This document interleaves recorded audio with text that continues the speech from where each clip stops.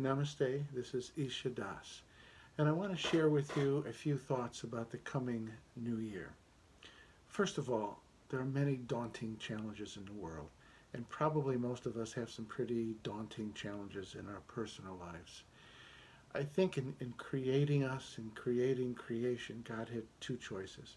God could make us absolutely safe, or God could make us strong. Clearly, God chose the path of making us strong. And that's how we should see our challenges. Our challenges are meant to grow that divine seed that is within us. In the prologue to John's Gospel, we are told that the light came into the world, but the darkness did not overcome it. The same light that was in Jesus is the light that is within us, only it's in seed form. And our challenges are meant to bring out our enlightened consciousness, our enlightened imagination, our enlightened will. That's how we should see our challenges. They are opportunities to express our God-given divine nature. I want to talk a little bit about how we do that. To paraphrase Sri Yukteswar Yogananda's guru, he said, forget the past. Everyone's path is strewn with dark and shameful things. Today is a new day. Today, or at least tomorrow, is the beginning of a new year, new opportunities. Yogananda says that ultimately our memory serves one purpose, to remember the good and to bring that good into the present. So let go of the past, let go of the failings.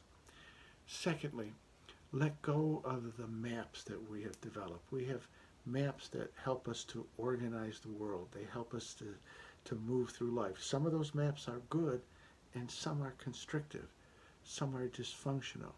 So part of opening up to that divine life within us, part of allowing God's Spirit to manifest within us and in our lives is letting go of old patterns, old thoughts, and old maps. I like to say everybody wants to be happy, but not everybody is willing to let go of those things that make them unhappy. So as we begin to move into the new year, what do you have to let go of? What are some of the old maps that have to go out? Be conscious of them, surrender them to the divine. Thirdly, to get back to Yogananda's fundamental teaching, read a little, meditate more, think of God always. To really tap into our potential to overcome our challenges and to realize our God-given dreams, our God-given aspirations, we have to tap into that divine reservoir within us. We don't create our lives on our own.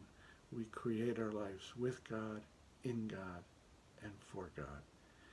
So always bring your attention back to the divine. Always seek to do God's will. Always pray for love and for wisdom in all circumstances. To the degree that we do that sincerely, God will answer our prayers. And finally, what did Yogananda tell us to do? He told us to meditate, to go into that silence. When we go into the silence, the old maps cease. The compulsive thinking ends or stops. And in that silence, the Spirit of God, the grace of God can begin to emerge within our awareness and empower our will, clear out the old debris, and inspire us with new possibilities. So go into that silence every day. Go into that meditation. That is the place where the new beginnings, the new seeds really begin to sprout. And lastly, I will close with a quote from Paramahansa Yogananda. No matter what our trials have been, or how discouraged we are, if we will make a continual effort to be better and to succeed, we shall find that, being in the image of God, we are endowed with unlimited power, that we are much stronger than our worst trials, no matter what they may be. End of quote.